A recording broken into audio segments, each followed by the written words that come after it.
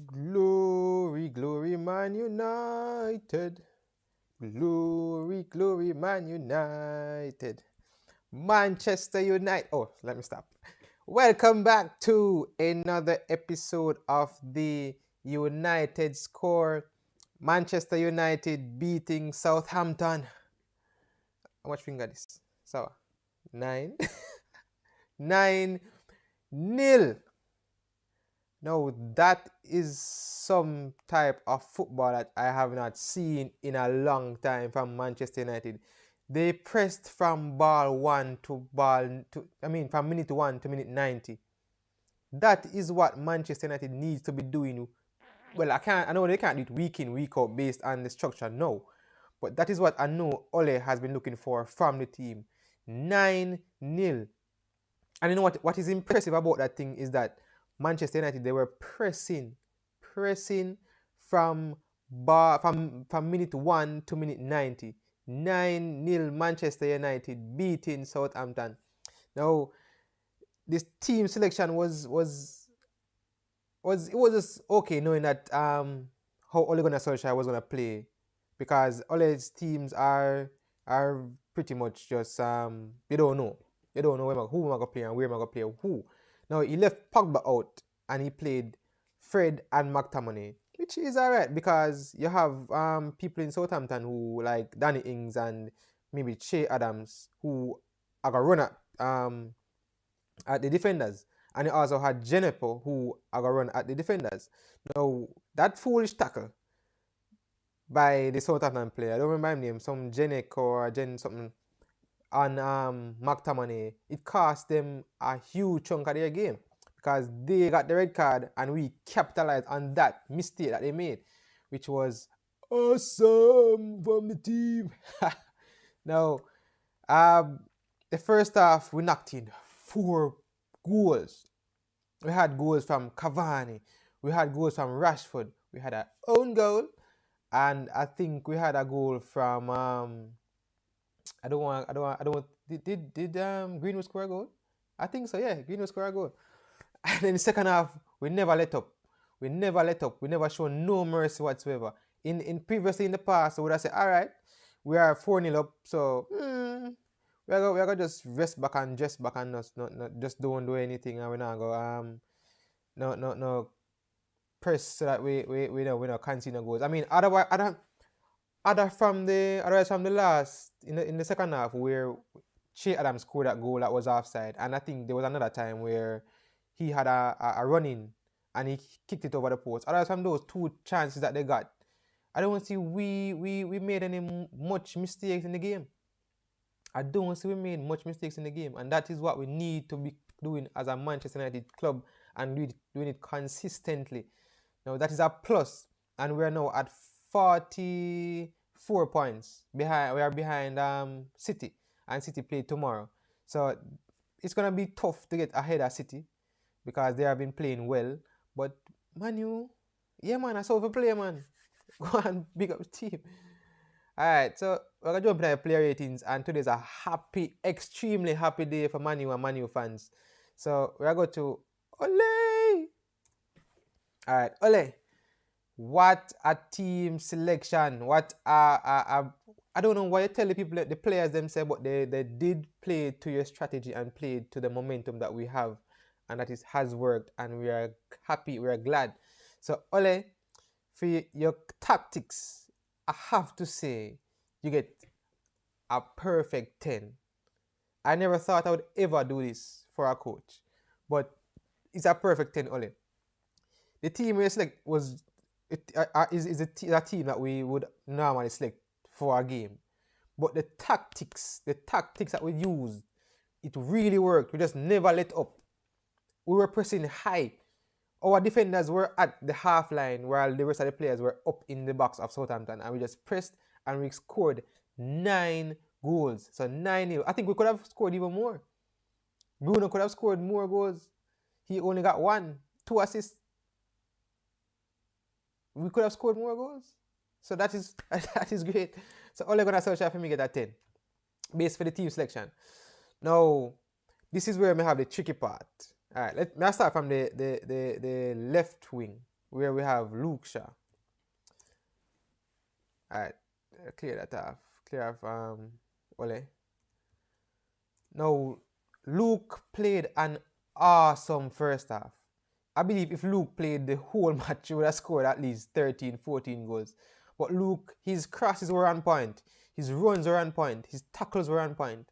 But Luke, he came off in the second half because I think they want to rest him for Everton on Saturday. That is the only reason I can see why we took off Luke Shaw. But Luke Shaw played really well. And I must say, I have to give Luke Shaw a 9 for the game. I believe the half alone when he play, I can't judge him based on the whole game because I never played. So it's a 9 for me for Luke Shaw. It's a really good game and a really, really, really, really, really, really, really good left back. I mean, tell us you have a work cut out for you. I mean, I think that you thought you were going to have a sure spot because I felt the same way. And now we see that Luke Shaw step up and play a ball game. So it's a 9 for Luke Shaw for me. I go to Harry Maguire. Alright, Harry. I believe the only blemish was that you get a yellow card. But I heard something that the backline was set up awesome, pretty awesome. I mean, we contained Southampton like a sardine tin. We just pop them in at that time, just contain them. Now, I have to give a 7 Harry Maguire because the backline was really structured. You and Lindelof around there. I mean, I saw some shaky moments, I'm not lie to you. Some shaky moments around there, but it was nothing detrimental that we couldn't handle. And that was due to our wing backs mostly. Luke Shaw and Aaron Wan-Bissaka. They played really well. So 7 for me from Harry Maguire. I know we are got to Victor Lindelof. Vicky. Alright, Victor. It was a good game. Again, we can't complain, but as always,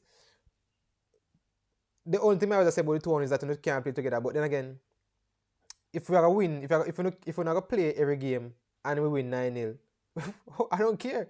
We can play any day of the week that Ole wants you guys to play because these are the results that we need, and these are results that we need to have every single week. And if this is gonna be the outcome of you two playing together, no problem. So for me, Victor Lindelof is a similar 7 because you two played similarly to me, none outplayed the other, and yeah. Now we are going to. This is one of the other dilemmas I had, where we had Aaron Wan-Bissaka. All right, Bissaka. Between you and Luke Shaw, you were phenomenal. You two were phenomenal today. You guys played outside the box. You thought outside the box. I mean, the runs were superb. Everything was just on point. I mean, you scored the first goal and it was assisted by Luke. Who would ever thought that, eh? Who would ever thought that you would score a goal assisted by Luke? I mean, our wing backs were just phenomenal today. And for that, Aaron, you are the man of the match and you get a perfect 10 for your game today. I mean, there was a time when I think Che Adams was offside, but you didn't know that. And he made a perfect tackle in the box. You got the ball clean. And the ball went out. I mean, the ball went up and Manu on fire. Yes, Kerry. Manu, I mean, Aaron, you got the tackle clean and everything was just on point from you. I mean, you got 2 assists in the game and a goal. What more could we ask for from Aaron Wan-Bissaka?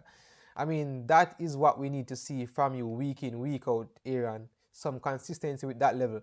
I mean, it was a team effort where we pressed the ball up and it made it a little bit easier for you, and the fact that they had 10 men, but it was an awesome performance. So, Aaron Wan-Bissaka, man of the match. Now we are going to Fred. Fred, you played good. You played really good. I mean, I can't complain about Fred game. I give him Fred an 8. Fred, you deserved it. You deserved the 8. You were awesome today, Fred, and we can't take nothing from you. You made the interceptions, you made the tackles, I saw you do so much on the field today that it our attacking midfielders were happy that you were on the pitch today because you did so much of the work in the defensive third that we could just contain ourselves up the final third of the pitch of Southampton's end of the pitch.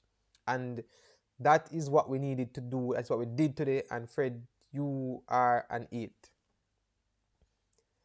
Now we are going to Scotty.